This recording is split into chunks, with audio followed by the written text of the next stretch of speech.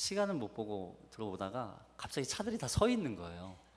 차들이 서 있고 신호는 그냥 전멸등 계속 깜빡 차들이 움직이질 않아서 도대체 무슨 일이지 사람들이 막 나와 있어서 막 교통 통제하고 있고 좀 분주하게 막 사람들이 움직이고 있어요. 그래서 뭐지 하고서 라디오를 딱 틀었더니 이제 저기 라디오에서 민방위 훈련 방송을 하고 있는 것을 알고 오늘 민방위 훈련이 있었구나, 그걸 알게 되었습니다. 근데 그걸 들으면서 제가 느낀 것이 우리는 항상 마지막을 준비해야 된다는 생각을 했습니다. 민방위 훈련은 사실 전쟁이 언제 일어날지 모르는 미리 훈련하는 훈련이잖아요. 그런데 그 훈련을 지금부터 하는 거죠. 미리 훈련을 통해서 우리가 대피해야 될 요령도 배우는 것이고, 그리고 그 훈련을 통해서 우리가 그 전쟁을 대비하는 훈련을 하는 것입니다. 근데 그 대비하는 훈련 자체가 이 세상에서의 전쟁을 대비하는 것뿐만 아니라 마지막 때에 주님께서 오실 그 날을 준비하는 자들이 바로 우리라는 것을 제가 다시 한번 생각하게 되었습니다. 우리는 항상 살아가는 동안에 한 가지 인식하고 또 항상 기억해야 하는 것은 마지막에 우리를 향해서 오고 있다는 것을 우리는 기억해야 합니다. 어떻게 보면 우리가 항상 말씀을 듣고 예배를 드리고 또 하나님 앞에 항상 기도하고 하는 삶 가운데서 잊지 말고 살아가야 하는 가장 중심적인 핵심 마지막 한 가지는 뭐냐면, 우리는 끝날이 마지막 때가 오고 있다는 것을 기억하고 그것을 준비하면서 내가 나의 삶을 어떻게 살아가야 하는지를 분별하는 것이 우리의 분별력이지 않겠는가 하는 생각이 듭니다. 어쩌면 오늘 이 에베소서에 나오는 에베소서 2장에서 지금 오늘 말씀을 함께 나누고자 하는 이 말씀 또한 우리가 마지막 주님이 오실 때 하나님께서 이 나라 가운데, 이 세계 가운데 이 땅에 임재하실, 다시 재림하실 그 하나님의 나라가 어떻게 이루어질지를 우리가 기대하고 소망하는 마음으로 준비할 때 이 말씀이 우리에게 가장 큰 은혜이고 소망의 말씀이 될 줄로 믿습니다. 사도 바울은 18절까지 예수 그리스도로 말미암아서 허물과 죄로 죽었던 자, 또 세상의 풍조를 따르고 공중의 권세 잡은 자를 따랐던, 그래서 육체의 욕심을 따라 지내며 육체와 마음에 원하는 것을 하며 살던 본질상 진노의 자녀였던 우리를 긍휼이 풍성하신 하나님께서 예수 그리스도를 통해서 우리를 죽은 자 가운데서 살려주시고, 또 뿐만 아니라 우리를 일으키시고 또 그리스도 안에서 함께 하늘에 앉히셨다는 것을 말씀해 주고 있습니다. 그리고 그 죄로 인하여서 분열되었던 또 유대인과 헬라인, 모든 사람과 사람 간에 막혔던 그 담들을 다 허무시고 이제는 화평과 또 화목과 또 이제는 그와 함께 모든 사람과 함께 그리스도 하나님 앞으로 나아갈 수 있는 은혜를 주신 그 놀라운 은혜를 이제는 지지난주에 우리가 함께 그런 말씀을 함께 은혜를 나눴습니다. 하나님은 우리에게 구원을 통해서 주시고자 하는 두 가지가 있습니다. 첫 번째는 하나님과의 관계 회복입니다. 하나님과의 관계 회복. 하나님은 우리와 다시 관계 맺기를 원하세요. 하나님은 우리를 버려두지 아니하시고 다시 우리가 하나님께로 돌아와서 하나님과 교제하고 하나님과 대화하고 하나님과 누리는 그런 관계가 되기를 원하신다는 것이죠. 두 번째는 뭐냐면, 하나님께서 그렇게 창조하신 피조물 가운데 있는 사람과 사람 간에 있었던 그 담들을 다 허심으로 인하여서 사람과 사람과의 관계를 회복하시는 거예요. 하나님은 항상 두 가지를 결정하세요. 준비하세요. 하나님과의 관계 회복, 그리고 사람과의 관계 회복. 이 두 가지 회복을 통해서 하나님은 참된 하나님의 성도, 또 하나님의 교회를 가르쳐 주기를 원하시는 거예요. 하나님께서 우리에게 이 땅에 보내주신 이 삶 가운데서 나타나는 그 모든 삶 속에서 하나님과의 관계가 회복되고, 또한 뿐만 아니라 사람과의 관계도 회복됨으로 인하여서 우리가 가는 모든 곳에서 하나님을 예배하는 성전이 되기를 원하시는 것이죠. 그래서 그곳 가운데서 하나님의 영광을 드러내고, 그곳 가운데서 하나님의 임재를 드러내고 하나님의 영광을 선포하는 역할을 감당하는 사람들이 바로 그리스도인이라는 것을 말씀해 주고 있습니다. 그리고 이제 그 19절부터 이제 그 말씀을 그리스도와 연합된 사람들이 살아가는 새로운 사회, 새로운 나라, 그리스도와 이제는 완전히 하나 되어져서 연합되어져서 그런 그리스도인들이 살아가는, 성도들이 살아가는 새로운 사회를 하나님께서 만들어 주셨어요. 그래서 그 사회 가운데 살아가는 동안에 이제는 어떠한 모습들로 살아가야 하는가라고 하는 것을 오늘 읽은 말씀 19절부터 22절까지 기록해 주고 있습니다. 여기에서 우리가 한 가지 먼저 짚고 봐야 할 말씀은, 하나님께서 예수 그리스도를 화목제물로 삼으셔서 사람과 사람 관계를 화목하게 하셔서 한 세 사람을 만드셨다고 그랬어요. 한 세 사람. 여기서 말하는 한 세 사람은 그냥 단순히 사람 한 명을 얘기하는 것이 아니고요, 한 새로운 인류를 이야기하는 거예요. 한 새로운 인류. 그러니까 예수님을 통하여서 이전과는 다른 새로운 세대, 새로운 인류를 만드셨다는 것입니다. 그것이 바로 하나님의 나라예요. 그래서 그 하나님의 나라 가운데 살아가는, 이제는 그리스도에 의해서 예수 안에서 살아가는 사람들이 사는 삶, 나라, 거기가 바로 하나님의 나라다, 이렇게 이야기하는 것이죠. 그래서 거기에서 살아가는 사람들을 하나님 나라의 시민이다, 이렇게 얘기하는 것입니다.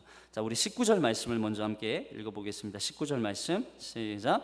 그러므로 이제부터 너희는 외인도 아니요 나그네도 아니요 오직 성도들과 동일한 시민이요 하나님의 권속이라. 하나님의 권속이라. 하나님께서 이제는 새로운 나라를 만드셨어요. 그 곧 하나님 나라의 시민으로 우리를 이제는 초청하신 거죠.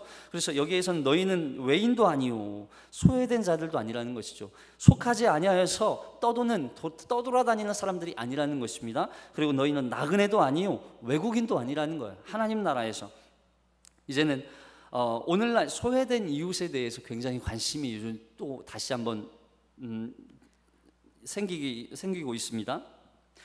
돌보는 사람이 없어서 이제 홀로 생활하다가 고독사 하는 사람들도 있고, 굉장히 어려운 생활을 하는 사람들도 있습니다.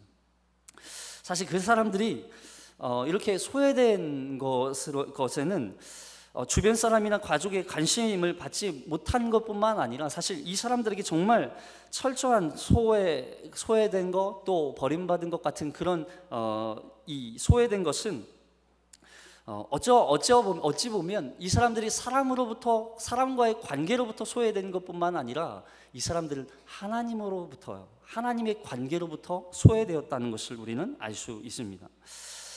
이것은 어떤 소외보다도 더 치명적인 결과를 가져온 것이죠. 그래서 이러한 소외로부터 그것을 화목으로 바꾸신 사건이 바로 우리를 향한 하나님의 구원 사건이라는 것이죠.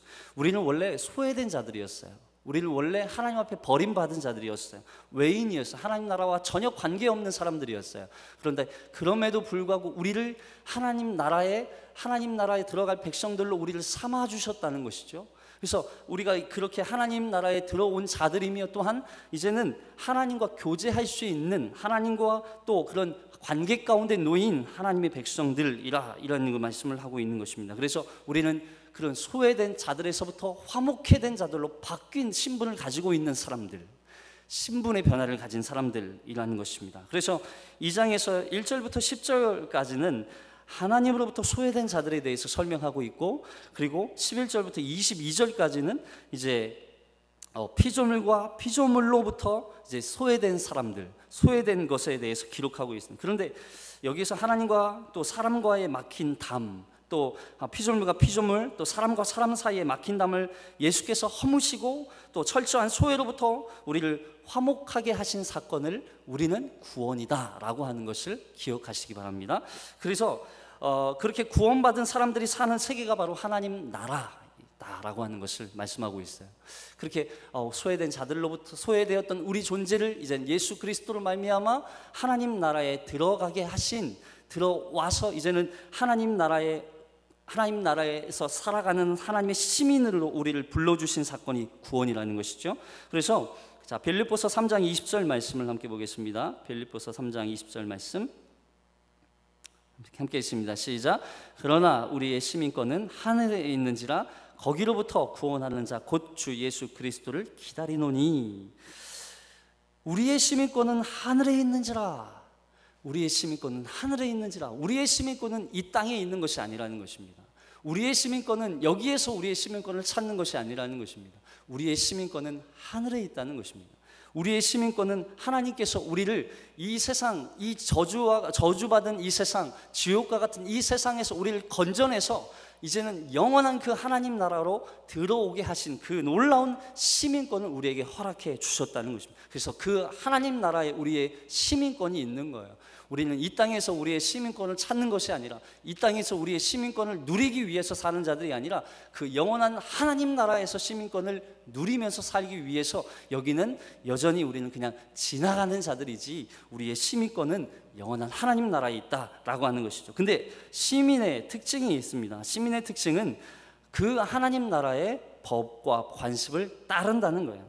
자, 레위기 18장 3절, 레위기 18장 3절 말씀 시작. 너희는 너희가 거주하던 애굽 땅의 풍속을 따르지 말며 내가 너희를 인도할 가나안 땅의 풍속과 규례도 행하지 말고 너희는 내 법도를 따르며 내 규례를 지켜 그대로 행하라. 나는 너희의 하나님 여호와이니라. 너희는 이제는 이 땅, 그 땅, 애굽 땅에서의 풍속을 따르지 말며 내가 너희를 인도할 그 가나안 땅의 풍속도, 그 규례도 행하지 말라. 그러니까 이 이스라엘 백성들을 하나님께서 출애굽시켜 주셨을 때에는 이스라엘 백성들이 그 가나안 땅에서 그 애굽 땅에서 종노릇했던 그 풍속도 따르지 말고, 그리고 하나님께서 들어가게 하실 그 가나안 땅에서의 규례와 풍속도 따르지 말고 너희는 내 법도를 따르며 내 규례를 지켜 그대로 행하라. 우리는 이 땅에서 세상적인 풍습과 세상적인 규례와 세상적인 방법들로 살아가는 사람들이 아니라 독특하고 또 유일한 하나님의 법, 하나님의 그 관습, 하나님의 말씀을 따라서 살아가는 사람들이라는 것입니다. 그래서 우리의 이 삶의 모습들 때문에 사람들은 참 우리를 욕할 수밖에 없어요. 우리를 향해서 비방할 수밖에 없어요. 우리가 왜 세상으로부터 그렇게 고난을 받고 핍박을 당하냐면 세상 사람들이 살아가는 그런 동일한 방법대로 살아가는 사람들이 아니기 때문에 그래요. 그 사람들과 우리는 부딪힐 수밖에 없는 거예요. 그 사람들이 생각했을 때는 이게 세상적인 방법이고 이게 인간적인 방법인데 우리는 그렇게 살지 않거든요. 그러니까 그 사람들은 우리를 이해하지 못하는 거예요.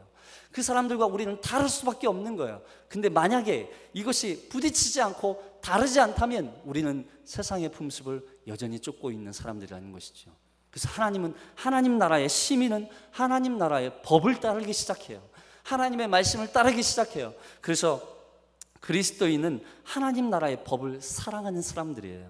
자, 시편 1장 1절 말씀, 시편 1장 1절 말씀, 복 있는 사람은 시작. 복 있는 사람은 악인들의 꾀를 따르지 아니하며 죄인들의 길을 서지 아니하며 오만한 자들의 자리에 앉지 아니하고 오직 여호와의 말씀을 즐거워하여 그의 율법을 주야로 묵상하는도다. 그리스도인은요 하나님 나라의 법을 사랑하는 사람들이에요. 여기서 복 있는 사람들은 너희가 복 받을 사람이 아니라고 그랬죠. 이미 우리는 복 받은 사람들이라고 그랬어요. 이미 우리에게는 하나님 나라에 들어가는 복을 허락해 주셨어요. 그렇다면 우리는 악인들의 꾀를 따르지 않는 사람들이라는 거예요. 죄인들의 길을 서 있지 않는 사람들이라는 거예요. 오만한 자들의 자리에 앉아 있지 않는 사람들이라는 거예요. 그래서 오직 우리가 여호와의 율법을 즐거워하고 그 율법을 사랑하는 사람들, 그 사람들이 하나님 나라의 시민권을 가진 사람들이다라고 하는 것이죠. 그래서 교회는요 민주주의가 아니에요. 어떻게 보면요 교회가 가장 독재가 심한 종교예요. 종교 참 무섭죠. 어떻게 보면은 북한보다 더 심한 독재 정치가 있는 곳이 바로 교회예요. 하나님의 절대 진리의 말씀, 그 말씀 앞에 굴복하고 순종하는 곳이 바로 교회라는 것이에요. 그러니까 이것이 싫으면 민주주의를 따라서 세상으로 나아가는 것이죠. 그러나 하나님은 절대적인 그 하나님의 말씀 앞에 굴복하고 순종하고 복종하는 그 사람을 하나님 나라의 시민권을 가진 사람이다 라고 말씀하시는 것이죠. 그래서 모세를 자기 마음대로 지금까지 살아왔던 인생을 청산하고 하나님 말씀 앞에 순종하도록 만드세요. 자, 출애굽기 3장 1절 말씀부터 함께 읽습니다. 시작. 모세가 그의 장인 미디안 사기사장 이드로의 양떼를 치더니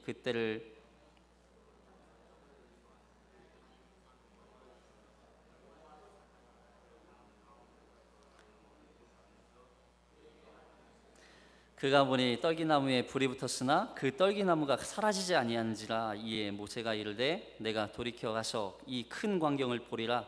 떨기나무가 어찌하여 타지 아니하는고 하니 그때 여호와께서 그가 보려고 돌이켜 오는 것을 보신지라. 하나님이 떨기나무 가운데서 그를 불러 이르시되 모세야 모세야 하시매 그가 이르되 내가 여기 있나이다. 하나님이 이르시되 이리로 가까이 오지 말라. 내가 선 곳은 거룩한 땅이니 내 발에서 신을 벗으라. 모세를 하나님께서 만나주세요. 40년 동안 40살이 되었을 때 모세가 애굽 왕궁에 살다가 쫓겨났죠. 도망쳤죠. 그래서 40년 동안 광야에서 살고 있어서 그래서 80세가 되어서서 이제는 여기에서 아무것도 다 하나님 앞에 내세울 곳 없고 완전히 처절하게 비참한 인생이 아주 그냥 내려놓은 만큼 다 내려간 그 자리 가운데 있는 모세를 향해서 하나님께서 찾아오셔서 이렇게 얘기하시잖아요. 하나님이 이르시되 이리로 가까이 오지 말라. 내가 선 곳은 거룩한 땅이 내 발에서 신을 벗으라. 하나님께서 모세에게 갖고 있는 그 모든 자기 마음대로 살던 그 인생, 자기의 뜻대로 살고 자기가 원하는 대로 살아갔던 그 모든 인생을 다 이제는 청산하게 만들고 오직 하나님 말씀 앞에 순종하도록 만드시는 거예요. 하나님 말씀 앞에 복종하도록 만드시는 거예요. 모세는요 결국에는 순종 싸움이었어요. 순종 싸움. 오늘 새벽에도 사울의 이 아말렉 전쟁 가운데 있었던 싸움도 순종 싸움이었어요. 결국에는 하나님 말씀 앞에 얼마나 순종하느냐 안 하느냐.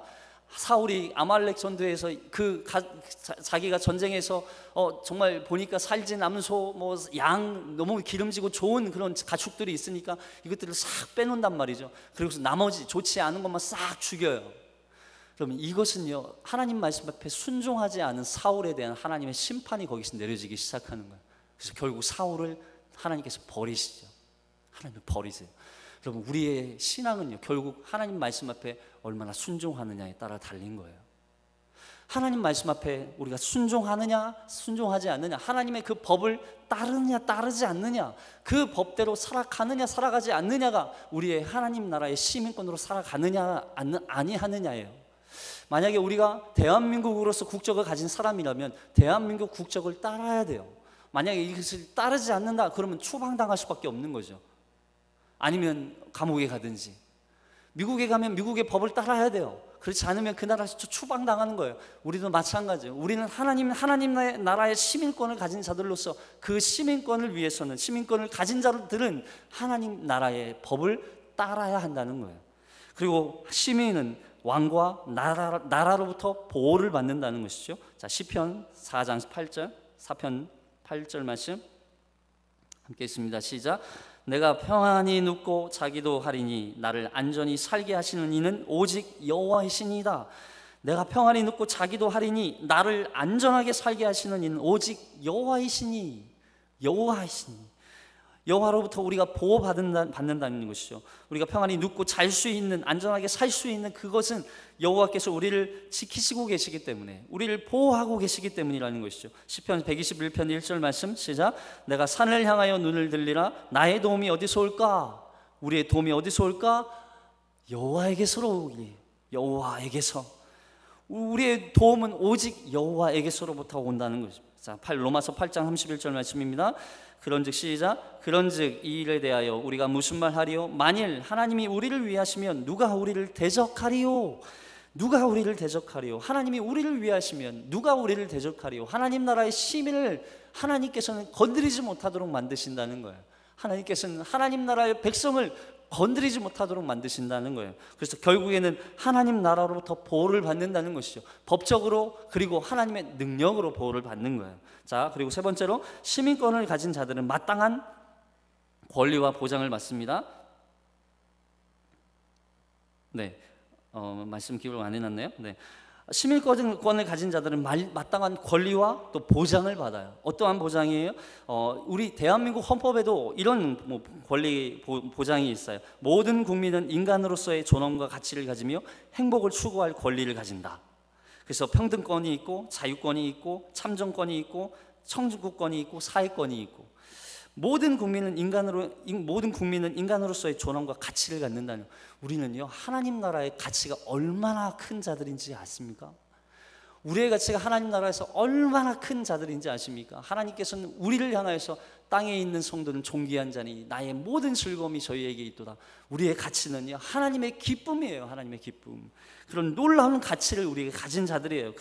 그래서 이 땅에서 우리는 하나님께서 우리에게 권리를 주세요. 하나님의 백성으로서 권리를 주장하면서 살아갈 수 있도록 우리를 만들어 주세요. 그리고 그 모든 것으로부터 하나님 우리를 보장해 주세요. 어떤 것으로 보장해 주세요? 이 땅에서 우리가 살아가는 동안에 당하는 모든 고난과 아픔과 수치, 그 모든 것을 하나님께서는 다 갚아주시는 것으로 우리를 보장해 주시는 거예요.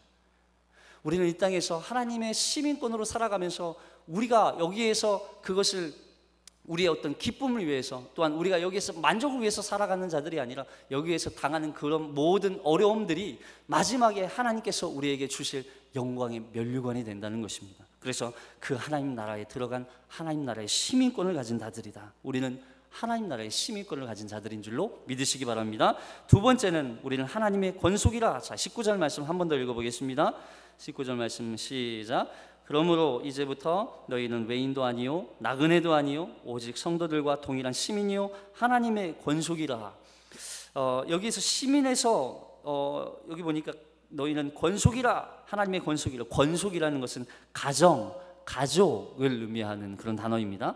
그러니까 앞에서는 우리를 시민이라고 이야기했어요. 근데 뒤에서는 가족으로 우리를, 그 관계를 더 깊이 이야기하고 계세요. 바울이 참 이런 표현을 좋아해요. 관계가 점점 더 깊어지는 관계를 설명할 때 바울은 이런 표현을 더 많이 써요. 그래서 그 깊은 관계성, 친밀한 표현으로 지금 이 표현을 쓰고 있는 것이죠. 한 나라의 시민은 우리가 외적으로는 결합될 수 있는 그런 존재일 수도 있어요. 외적으로. 그러니까 어떤 아이는 그냥 친분 관계로.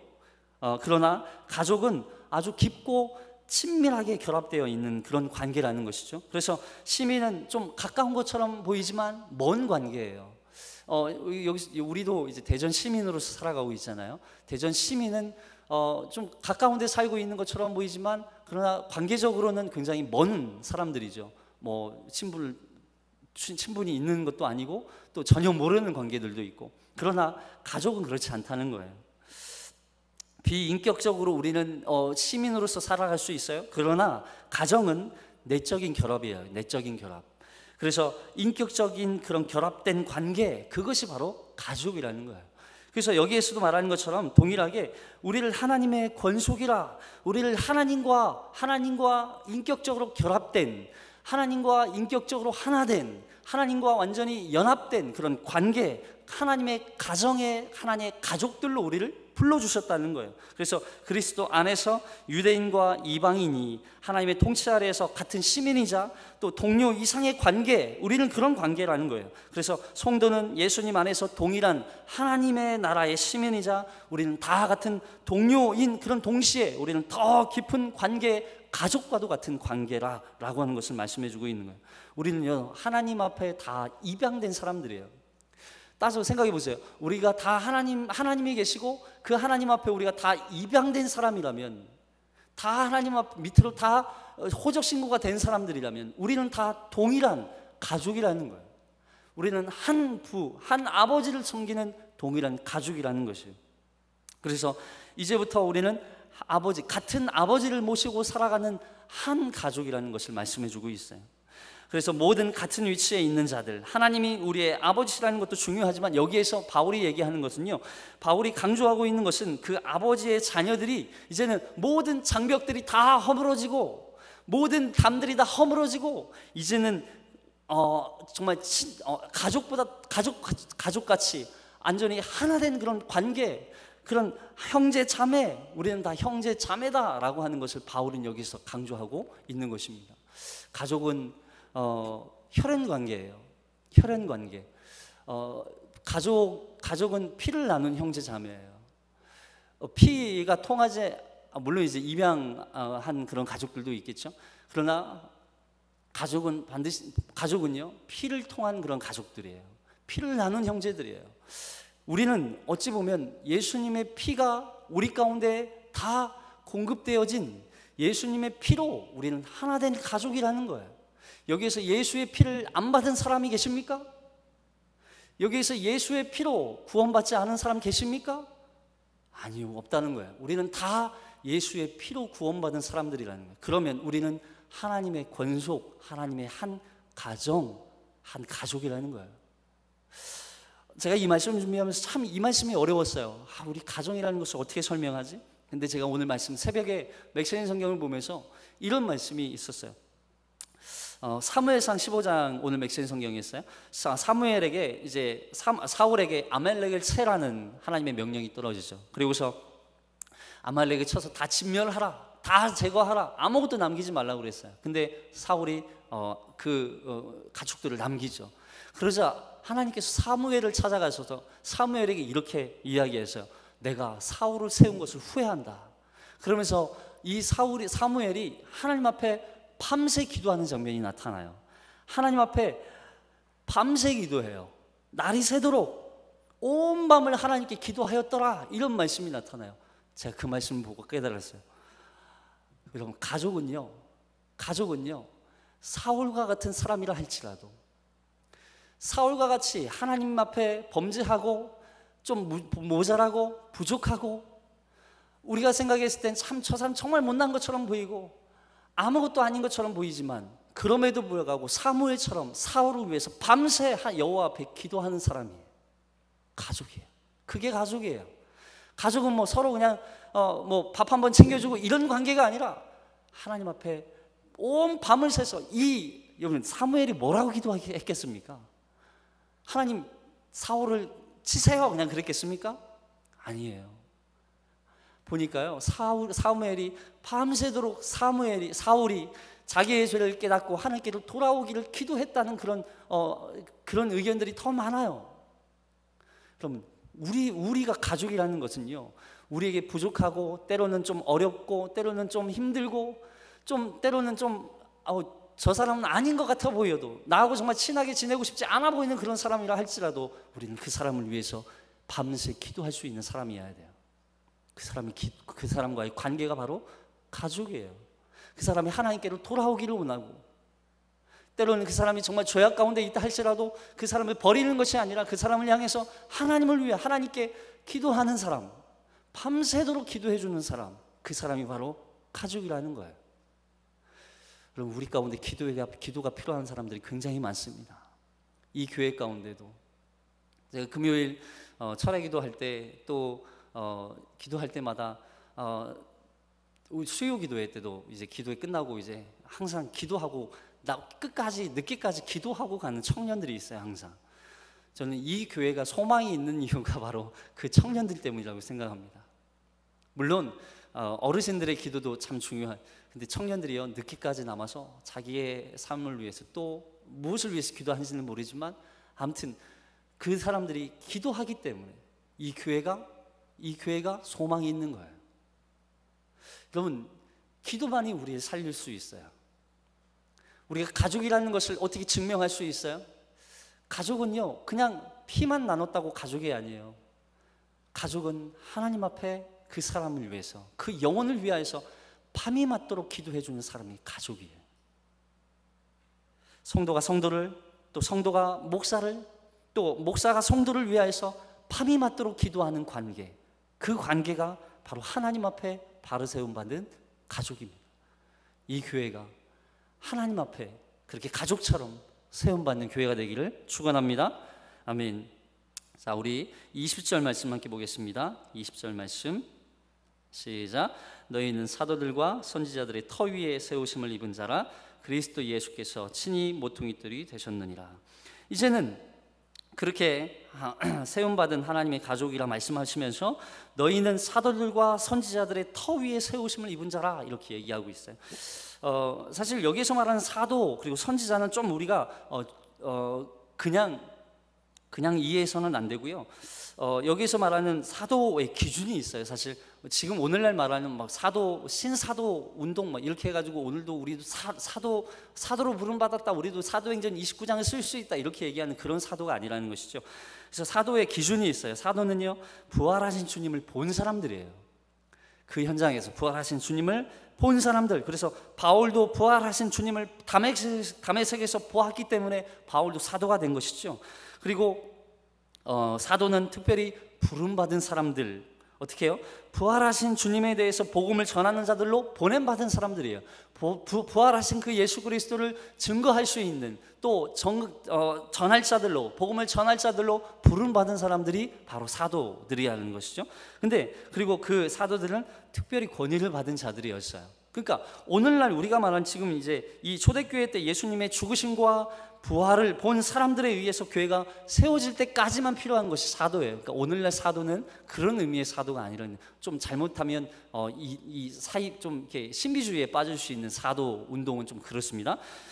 그리고 다음으로 나온 선지자는 우리가 구약에 말하는 이 선지자를 말하기보다는 이 예수님 시대의 선지자들을 의미하고 있습니다. 왜냐하면 다른 이제 성경에서는 선지자와 사도들이라고 이렇게 표현하기도 했는데 여기에서는 특별하게 사도와 선지자라고 이렇게 표현하고 있어요. 그러니까 순서가 다른 거죠. 사도, 신약시대에 있었던 사도, 그리고 선지자, 동일하게 신약시대 하나님의 말씀을 증거했던 선지자. 그래서 여기에서 에베소서 3장 5절 말씀 제가 기록해 놓았나요? 기록을 안 해놨구나. 네. 에베소서 3장 5절 말씀에 이런 말씀입니다. 이제 그의 거룩한 사도들과 선지자들에게 성령으로 나타내신 것 같이 다른 세대에는 사람의 아들들에게 알리지 아니하셨으니. 그러니까 여기에서도 말하는 것처럼 거룩한 사도들과 선지자 이렇게 순서가 되어 있어요. 그러니까 여기서 말하는 선지자는 구약에 있었던 그런 선지자들까지 포함해서 얘기하는 것이 아니라 신약 시대 예수님 당시에 있었던 하나님의 말씀을 하나님의 계시를 받아서 증거하는 사람들을 이야기하는 것이죠. 근데 여기서 신약의 선지자들은 하나님으로부터 직접 계시를 받는 사람들이 있었지만 이 시대에는 성령이 오신 시대예요. 그러니까 오순절 성령 강림 사건을 통해서 오신 그 성령님을 통해서 하나님의 계시의 말씀을 증거하는 사람들, 그 사람들을 바로 선지자다라고 이렇게 얘기하는 것이죠. 그런데 이 증거하는 말씀이 무엇입니까? 바로 이 땅에 오신 메시아, 진리이신 예수 그리스도, 부활하신 그 생명의 신 예수 그리스도를 증거하는 사람들이 바로 선지자라는 거예요. 그러니까 사도와 선지자의 터 위에라는 말은 예수 그리스도의 죽으심과 부활하심과 그리고 승천하신 그 진리, 그 말씀, 그 진리 위에 세워진 것이 바로 교회라는 거예요. 그럼 이 교회는요, 예수 그리스도의 죽으심과 부활하심과 승천하심, 승리하심의 그 터 위에 세워진 하나님의 교회인 줄로 믿으시기 바랍니다. 다른 것으로 교회가 세워진 것이 아니에요. 이 교회는 그냥 교제하기 위해서 모임, 그런 어떤 특별한 사교 집단이 아니라는 거예요. 이 교회는 그 예수 그리스도의 죽으심과 부활하심과 그 승천하심, 승리하심을 선포하는 곳이 바로 교회예요. 이 교회에서는 그래서 다른 말씀을 전하지 않아요. 이 교회에서는 그래서 어떤 복주는 어떤 기복적인 신앙 그 말씀들을 전하지 않아요. 그래서 이 교회에서는 사람들이 좋아하는 말을 전하지 않아요. 그래서 이 교회에서는 예수 그리스도의 죽으신 이유를 설명하는 것이 교회이고, 또 그분이 죽으시고 부활하신 것을 선포하는 것이 교회이고, 부활하신 그 예수님께서 하나님의 우편에 앉아서 지금도 우리를 다스리시고 온 세계 만물을 다스리고 통치하시는 하나님이심을 증거하는 것이 바로 교회라는 말입니다. 다른 것을 증거하는 것이 아니에요. 그래서 이 교회 가운데 하나님께서 그래서 이 교회 위에 모퉁이 돌이 되신지라, 그리스도 예수께서 친히 모퉁이 돌이 되신지라. 이 교회의 기준은 뭐예요? 그리스도 예수. 이 교회의 기준은 바로 예수시라는 거예요. 우리의 신앙의 기초는 바로 그래서 죽으시고 부활하시고 승천하신 예수 그리스도, 주님이 우리의 신앙의 가장 기초예요. 여기서 말하는 모퉁이 돌은 기준이 되는 돌이죠. 기준이 되는 돌. 어떤 학자가 이제 이 그 유물을 발굴하는 그런 학자가 이 주춧돌이 되는 모퉁이 돌이 되는 예루살렘 성전에서 모퉁이 돌이 되는 돌을 발견했는데 사실인지는 모르겠어요. 근데 이 돌 크기가 가로 세로 약 12m였대요. 12m. 엄청난 큰 돌이었죠. 그냥 자그마한 돌이 아니라는 거죠. 우리가 지금 이렇게 세우는 그냥 건물 세울 때 세우듯이 세우는 그런 작은 돌이 아니라 12m 아주 거대한 이 교회의 기초가 되고 기준이 되고 뿌리가 되고, 그래서 이 기준 위에 세워진 교회가 바로 하나님의 교회라는 것이에요.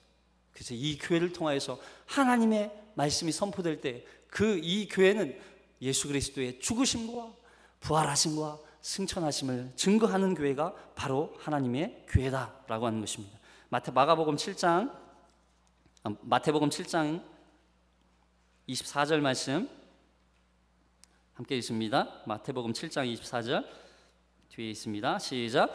그러므로 누구든지 나의 이 말을 듣고 행하는 자는 그 집의 반석 위에 지은 지혜로운 사람 같으리니 비가 내리고 창수가 나고 바람이 불어 그 집에 부딪히되 무너지지 아니하나니 이는 주추를 반석 위에 놓은 까닭이요 나의 이 말을 듣고 행하지 아니하는 자는 그 집을 모래 위에 지은 어리석은 사람 같은 일이니 비가 내리고 창수가 나고 바람이 불어 그 집에 부딪힘이 무너짐이 심하니라.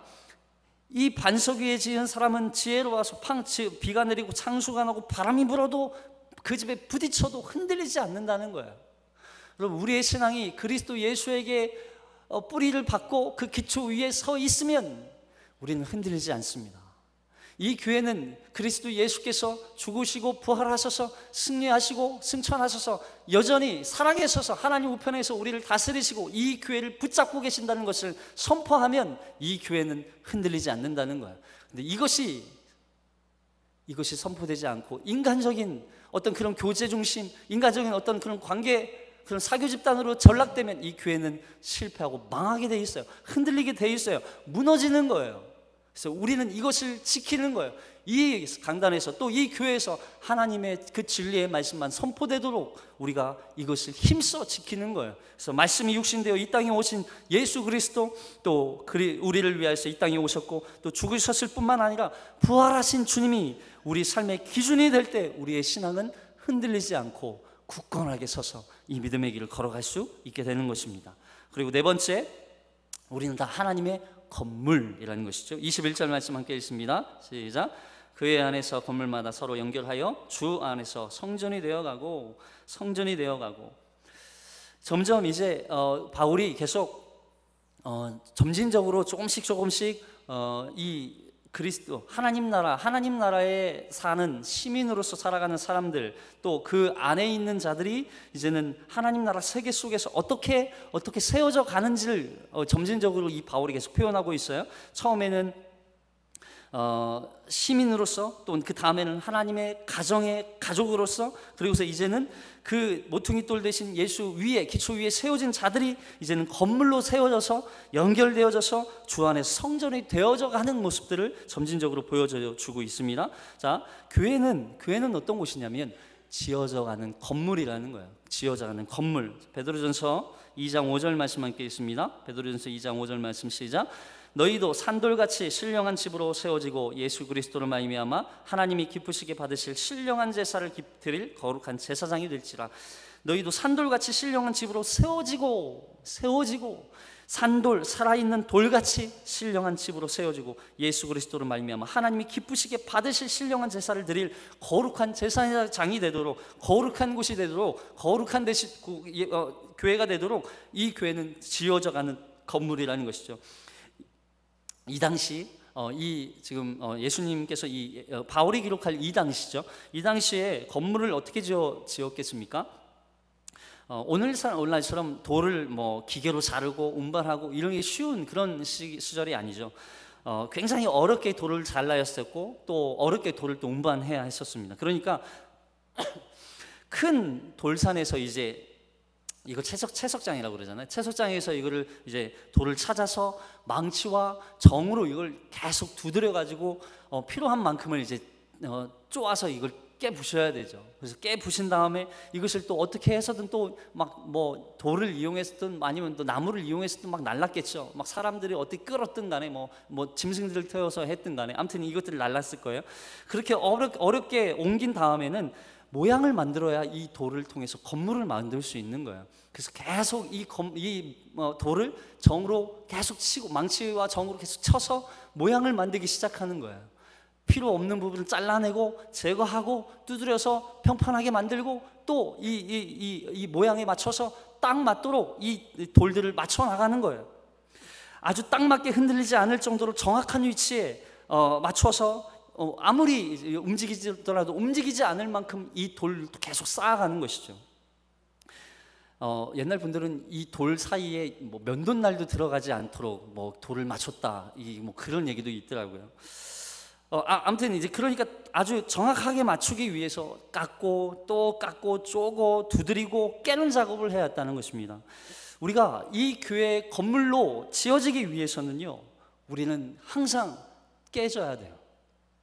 우리가 이 하나님의 거룩한 건물로 성소로서 지어지기 위해서는요, 우리는 한 사람 한 사람이 다 자기의 모양대로 살아가는 자들이 아니라 그 모습들을 다 하나님이 원하시는 모양대로 깎아나가는 사람들이 바로 그리스도인들의 성도들이라는 거예요. 우리는 우리에게, 어떻게 보면 이렇게 생각할 수도 있어요. 교회에 참 탁월한 사람들도 있잖아요. 실력도 있고 능력도 있고 굉장히 좀 이렇게 잘 나가시는 분들도 있잖아요. 그러나 하나님 보셨을 때는 그게 중요하지 않다는 거예요. 하나님께서는 이 교회를 서로 연결하여 세울 만한 그런 거룩한 성전이 되도록 만들기 위해서 아주 정교하게, 그리고 필요 없는 부분들을 다 잘라내시는 하나님이시라는 거예요. 그래서 아주 정확하게 잘라서 그 건물을 세울 때 흔들리지 않는 건물이 되는 것이, 하나님의 성전이 되는 것이 더 중요하지, 그 사람들이 나와서 울퉁불퉁하고 뾰족뾰족하고 모나고 이렇게 해가지고 건물이 흔들리는 것을 하나님은 원하지 않는다는 거예요. 그래서 하나님께서는 우리를 교회 건물로 세우실 때 우리를 계속 쪼시는 거예요. 잘라내시는 거예요. 불필요한 부분들을 계속 쪼아서 제거하시는 거예요. 두드리시는 거예요. 때로는 우리 교회 가운데도 참 그런 모습들이 있어요. 연약한 부분도 있고, 또 우리 교회가 또 하나님 앞에 바로 하려고 하지만 참 되지 않는 그런 부분들도 있어요. 그러나 이것을 기억하십시오. 하나님께서 이 교회를 어떻게 만드실지 몰라요. 하나님은요, 이 교회를 어떻게 만들어 나가실지 모르는 거예요. 또 뿐만 아니라 이 교회에 모인 모든 성도들을요, 하나님은 어떻게 만드실지 모르는 거예요. 어떠한 모양으로 만들어서 이 성전을 얼마나 아름답게 만드실지 우리는 알 수 없는 거예요. 그러나 중요한 것은 하나님은 우리를 통해서 건물을 세워지기를 원하시는 거예요. 하나님의 거룩한 건물로, 성소로서 우리가 세워져서, 그래서 구약에서 이스라엘 백성들을, 하나님께서 이스라엘 백성들을 선택해서 이스라엘 백성들을 가나안 땅까지 인도하는 데 있어서 하나님께서 얼마나 이들을 막 깎아내십니까? 얼마나 이 사람들을 시험하십니까? 그 시험을 통해서 이 이스라엘 백성들이 하나님이 원하시는 그런 모습들로 만들어지고, 또 그 가운데서 완벽하게 또 쌓여져 가서 하나님의 거룩한 교회로 세워지기를 원하시는 하나님이셨다는 거예요. 그래서 그 안에서 하나 되어 아름다운 하나님의 거룩한 성전을 이루기를 원하시는 하나님의 뜻이라는 것입니다. 그래서 우리는요, 옆에 계신 분들을 조금 부족하다 하더라도, 조금 연약하다 하더라도, 조금 내 마음에 들지 않는다 하더라도 우리는 그를 위해서 기도해 주는 거예요. 하나님께서 그 사람을 어떻게 만들어 가실지 모르는 거예요. 하나님께서 그 사람을 통해서 어떤 일을 이루실지 모르는 거예요. 얼마나 아름다운 성전으로 만드실지 모르는 거예요. 여기서 말하는 성전은 이 눈에 보이는 이 교회뿐만 아니라 우리 그리스도인 예수 그리스도와 연합된 사람들 한 사람 한 사람들을 하나님은 성전이라 이렇게 부르세요. 그래서 그 성전 안에서 이제는 자기의 이제 성전을 건설해 가는 사람들이에요. 우리는 나의 성전을 건설해 나가는 사람들이에요. 그래서 이 성전을 어떻게 만드실지는 우리는 알 수 없어요. 그러나 하나님은 아세요. 우리의 이 모나고 부족하고 연약하고 또 뾰족뾰족하고 때로는 못생긴 이 돌이라 할지라도 하나님께서 우리를 깎고 다듬으셔서 얼마나 아름답고 영광스럽고 화려하고 또 값비싼 그런 가치 있는 교회로 만드실지 우리는 알 수 없는 거예요. 그래서 사람들을 바라볼 때 우리는 그렇게 바라보는 거예요. 저 사람은 하나님께서 아름다운 건물로 만들어가는 중이구나, 아름다운 하나님의 성전으로 만들어가는 중이구나, 그렇게 여기면요, 우리는 그 사람을 향해서 욕하지 않아도 돼요. 그 사람을 향해서 안타깝게 바라보지 않아도 돼요. 그 사람은 오히려 더 축복해 줄 수 있어요. 오히려 그 사람을 향해서 더 하나님 앞에 은혜를 구할 수도 있어요. 기도해 줄 수 있는 거예요. 이게 바로 하나님 나라의 시민들이라는 거예요. 하나님 나라에 속한 사람들. 그래서 하나님께서 이렇게 또 마지막으로 이해하시죠? 22절 말씀 함께 읽겠습니다. 22절 말씀, 기록해 놓지 않았네요. 성경 말씀 함께 보겠습니다. 성경 2장 22절 말씀입니다. 22절 말씀 시작. 너희도 성령 안에서 하나님이 거하실 초소가 되기 위하여 그리스도 예수 안에서 함께 지어져 가느니라. 하나님의 비전이 저는 이거라고 생각해요. 여기서 말하는 이 성전은요, 눈에 보이는 이 교회도 마찬가지고 또 하나님으로서 그리스도와 연합된 그리스도인들, 성도들 한 사람 한 사람들이 바로 성전이에요. 근데 여기서 말하는 또 성전은 이제는 그렇게 그리스도와 연합되어져서 하나 되어져서 살아가는, 세상 가운데서 살아가는 그 모든 사람들, 여기에 모인 우리 새벽교회 성도들뿐만 아니라 이 세상 곳곳에서 그리스도와 함께 살아가는 모든 사람들이 다 하나님의 그리스도의 성전이라는 거예요. 그 사람들이 가는 곳마다 이제는 하나님의 건물로, 하나님의 아름다운 성소로 세워져 가는 모습들을 여러분 상상해 보시기 바랍니다. 여러분, 그러면요, 이 교회는요, 여기에서 말한 나뿐만 아니라, 그리고 이 교회뿐만 아니라 또 세상 가운데 그렇게 교회로, 성전으로 세워져 가는 그 한 사람 한 사람들이 세계 곳곳에서 일어나기 시작할 거예요. 그래서 이 교회들이 세계 열방 가운데 전 세계적으로, 아주 우주적으로 교회가 세워지기 시작할 거예요. 그럼 하나님의 비전이 바로 이거예요. 하나님의 관심이 왜 교회에 있냐면, 하나님은 이 교회 가운데 그 하나님의 뜻이 있어요. 어떤 뜻이냐면, 하나님께서 이 교회로, 이 건물로서만 세워진 이 교회가 아니라 하나님을, 그리스도 예수를 온전히 영접하고 그리스도와 연합되어져서 하나된 그 사람 한 사람, 성도들이 가는 곳곳마다 성전으로 세워지는, 그래서 그 많은 사람들이 이 대한민국에서도, 그리고 일본에서도, 중국에서도, 또 북한에서도, 또 미국에서도, 아프리카에서도 그 모든 세계 곳곳마다 세워져서 하나님의 영광을 드러내는, 그래서 여기 하박국 선지자가 이야기하는 것처럼 물이 바다를 덮음같이 여호와의 영광을 인정하는 것이 온 세계에 가득해지기를 하나님은 꿈꾸고 계시는 것이 바로 하나님의 비전이라는 거예요. 하나님의 비전이에요. 그러면 이것이 우리의 비전이 되기를 소망합니다. 이것이 하나님의 비전인 동시에 우리의 비전이 돼야 돼요. 그래서 우리가 가는 곳마다 하나님의 교회로서 세워져야 되는 거예요. 우리가 가는 곳마다 하나님의 거룩한 성전으로 세워지는 거예요. 여기서 교회의 목적, 그래서 여기서 교회가 되는 그 목적은 뭐냐면 22절에 그랬죠. 너희도 성령 안에서 하나님이 거하실 처소가 되기 위하여 그리스도 예수 안에서 함께 지어져 가느니라. 함께 지어져 가느니라. 거룩하고 구별되어서 하나님이 거하시는 성전이 되는 거예요. 우리의 비전이. 우리의 목적은요, 거룩하고 구별되어져서 하나님이 거하실 만한 그런 성전이 되는 거예요. 여러분, 하나님께서 여러분들이 가는 그곳에, 가정에서, 직장에서, 때는 학원에서, 여러분들이 가는 곳곳마다 하나님의 임재가 있다고 생각해 보세요. 거기가 하나님의 성전이라고 생각해 보세요. 여러분, 거기가 하나님을 예배하는 예배 처소라고 생각해 보세요. 여러분, 그곳에서, 저는 예전에 제가 어떤 꿈을 꿨냐면, 꿈이라니까 좀 그렇고요. 가끔 제가 상상하는 뭐 이런 게 있어요. 제가 지하철을 탈 때였어요. 지하철을 타면, 예전에도 한번 말씀드린 적이 있는데, 지하철을 타면 그 지하철에 제가 타는 순간 어떤 모습들이 막 펼쳐졌냐면, 처음에는 지하철을 타니까 다 핸드폰 보고 있고, 다 고개 숙이고 있고, 그냥 뭐 딴짓하고 있고, 뭐 잠자고 있고, 막 이런 사람들만 있잖아요. 근데 제가 딱 타고 좀 잠시 뒤에 어떤 막 상상이 막 펼쳐지냐면, 이 사람들이 갑자기 하나님을 찬양하는 모습들이 막 나타나기 시작하는 거예요. 다 일어나고 손을 들고 그 지하철에 있는 모든 사람들이 갑자기 막 하나님을 예배하기 시작하는 거예요. 얼마나 영광스러운 모습들을 보였는지 모르겠어요. 어떻게 보면 하나님이 저에게 지하철로 가서 사역하라는 건지 모르겠는데, 아무튼 하나님께서는요, 그곳에서도 하나님이 예배하는 것을 원하신다는 거예요. 우리가 그렇게 하나님의 성전으로서 가는 곳에서, 가는 곳곳마다 하나님의 성전으로 하나님이 예배하는 처소로 세워진다면, 여러분, 그것이 얼마나 영광스러운 자리가 되겠어요. 여러분, 여러분의 삶이, 여러분이 살아가는 그 삶의 현장들이 불편하십니까? 좀 처절하고 힘드시고 좀 어려우십니까? 그렇지 않아요. 그곳도 하나님을 예배하고 하나님을 높이고 하나님을 찬양할 수 있는 하나님의 거룩한 성전이 될 수 있어요. 그곳에 하나님의 임재가 있는 거예요. 지금 하나님은 그것을 꿈꾸고 지금 이 건물들이 세워져서 결국에는 모든 열방 가운데 하나님의 영광이 나타나기를 원하시는 거죠.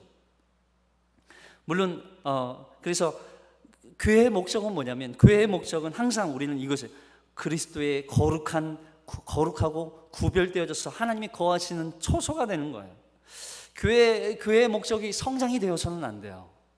교회의 목적은 어떤 숫자가 늘어나는 것에 있어서는 안 돼요. 교회의 목적은 하나님을 예배하는 처소가 되는 거예요. 그러기 위해서는 거룩하고 구별되어져야 되는 것이죠. 하나님의 성전에 자신의 영광을 나타내기로 하나님께서는 약속하셨습니다. 이것이 바로 하나님의 임재입니다. 그런데 예수 그리스도를 통하여서 새로운 인류를 만드신 하나님은 이스라엘과 같은 민족에게만 국한되지 아니하고 이제 구원받은 하나님 나라의 시민들, 또 그리고 자녀들인 우리 하나님의 성도들 한 사람 한 사람이 성전이 되어져서 그들이 거하는 모든 곳에 하나님의 임재를 나타내는 성전이 되는 것이 하나님의 비전이고 하나님의 꿈이라는 것입니다. 그러기 위해서는 우리는 거룩하고 구별되어져야 돼요. 요한 웨슬리의 아내가 이 말씀을 하고 정리를 하고자 합니다. 요한 웨슬리 감리교회 감리교회 굉장히 탁월한 신학자였죠. 근데 이 요한 웨슬리가 4번의 결혼을 해요. 근데 마지막에 결혼한 이 아내가 악처로 유명합니다. 웨슬리가 40대에 이르러서 원래 이제 좋아하던 여인을 이제 떠나고, 그리고서 이제 어디냐 런던에 가는 길에 이제 다리에서 미끄러져서 다치게 돼요. 다리뼈를 다치고 이제 거기 런던에서 이제 치료를 받게 되는데, 거기서 한 여인을 만나요. 근데 그 여인의 이름은 몰리라고 하는 여인인데, 근데 이 웨슬리가 이 여인을 만나서 치유를 받는 과정에서 좀 이렇게 좋았나 봐요. 그래서 결혼을 하게 돼요. 근데 이 여인은 런던 상인의 과부였어요. 원래 결혼했던. 그리고 이 여인에게는 아이도 있었어요. 아이가 자그마치 4명이라고 하는 4명이나 있었어요.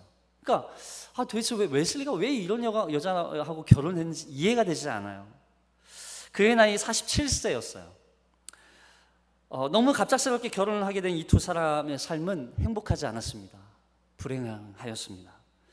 그녀는 점점 거칠어졌고, 또 거친 말투, 또 어디를 가든지 웨슬리에게 자기가 있었던 모든 일들을 다 낱낱이 보고해야 하도록 만들었어요. 그리고 이 웨슬리가 이야기하는 것은 마치 포로와 같은 삶을 살았다, 이렇게 표현하고 있습니다.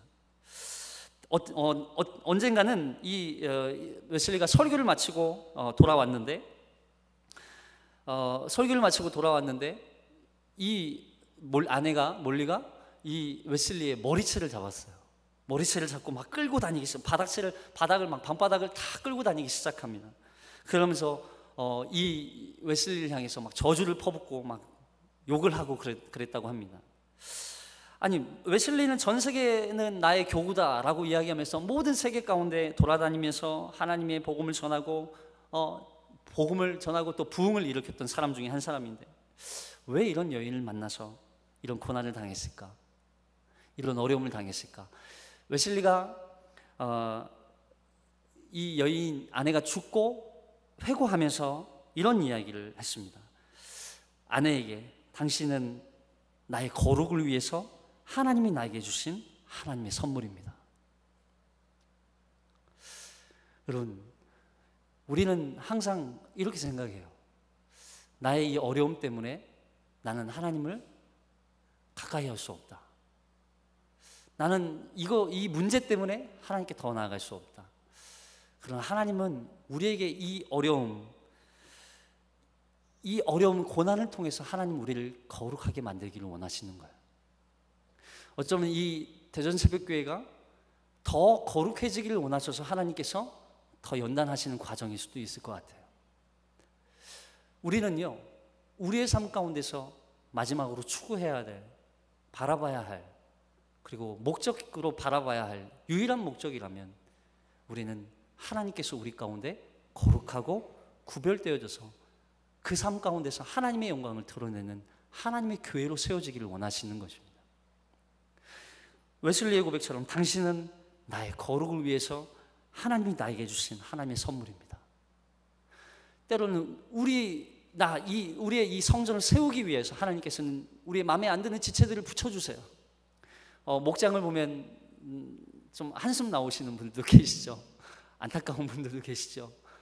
목원을 보면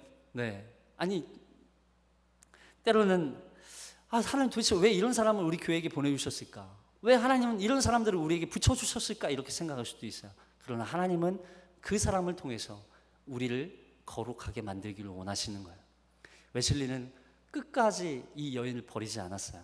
끝까지 하나님 앞에 이 여인을 위해서 기도하고 끝까지 이 여인을 품고 안고 하다못해 이 여인을 부흥 집회 현장까지 같이 데리고 다니면서 이 여인과 함께 사랑하기 위해서 이 여인을 함께 품었어요. 여러분, 우리 교회가 정말 거룩하고 또 구별된 하나님의 공동체가 되기 위해서는 우리에게 주어진 누구 한 사람 한 사람 어떤 사람이든지 간에 그 사람을 나의 거룩을 위해서 주신 하나님의 선물이라 여기고 그 사람을 품을 수 있어야 돼요. 그 사람을 안을 수 있어야 돼요. 그게 바로 하나님의 거룩한 하나님의 교회라는 것입니다. 우리에게 다시 한번 도전하십니다. 하나님께서 이 교회 가운데 또한 그 하나님의 성전 가운데 원하시는 한 가지, 우리의 거룩함과 정결함을 통하여서 우리의 모습을 통하여서 그렇게 살아가는 하나님의 성전들, 세계 각각 곳곳에서 하나님의 이름을 부르고 하나님의 임재를 경험하며 하나님께서 하나님을 예배하는 그런 한 사람 한 사람들이 걸어가는 그 삶 가운데서 하나님의 거룩하심이 드러나고 또 하나님의 영광이 나타나기를 원하시는 그런 하나님의 거룩한 교회가 되기를 원하시는 뜻이 우리의 뜻이 되어지기를 주님의 이름으로 축원합니다. 마지막으로 우리 말씀 하나만 읽겠습니다. 에베소서 4장 3절, 에베소서 4장 3절 말씀입니다. 에베소서 4장 3절 말씀 함께 있습니다. 시작. 평안에 매는 줄로 성령이 하나 되게 하신 것을 힘써 지키라. 우리 가운데 이것을 우리에게 주셨습니다. 우리는 힘써 지켜야 돼요. 우리는 힘을 써야 됩니다. 이 교회를 지키기 위하여서, 또 우리가 하나님의 교회 성전으로서 세워지기 위하여서, 우리는 세워지기 위해서는 힘을 써야 돼요. 우리는 하나님이 만들어 놓으신 새로운 사회에 사는 사람들입니다. 그것은 더 이상 소외가 아닌 화목이며 분열이 아닌 연합과 화평 하나됨입니다. 이것이 우리의 비전이 되어야 할 줄로 믿습니다. 우리 교회가 이런 교회가 되기를 축원합니다. 기도하겠습니다. 하나님 아버지, 은혜를 감사합니다. 저희들에게 하나님 이렇게 하나님 나라의 새로운 사회로, 하나님 나라의 새로운 나라의 백성들로 우리를 만들어 주셨사오니 하나님, 이제는 우리가 분열되지 않게 하여 주시고 화목되게 하여 주시고 또한 연합되게 해 주시고 그리스도께서 우리의 막힌 담을 허무심으로 말미암아 하나님과 하나 되게 하시고 또 하나님과 화평케 해 주시고 하나님과 온전한 하나 될 수 있음을 만들어 주셨던 것처럼 하나님, 우리도 이제는 우리 가운데 있는 그 막힌 담을 허물어 주신 그 예수 그리스도의 십자가의 사랑과 은혜를 기억함으로 말미암아 우리 가운데 있는 지체들, 또 우리 가운데 있는 연약한 자들, 우리 가운데 있는 그런 아픔에 있는 자들, 그 모두들을 품고 그들을 사랑으로 돌보며 아낄 수 있는, 또한 그들을 싸매고 함께 우리가 품고 나아갈 수 있는 우리 교회가 될 수 있도록 인도하여 주시옵소서. 우리 말씀을 기억하며 한번 이 시간 잠깐 기도하겠습니다. 하나님 아버지, 은혜를 감사합니다. 주님 아버지, 저희들에게 이렇게 말씀을 주셔서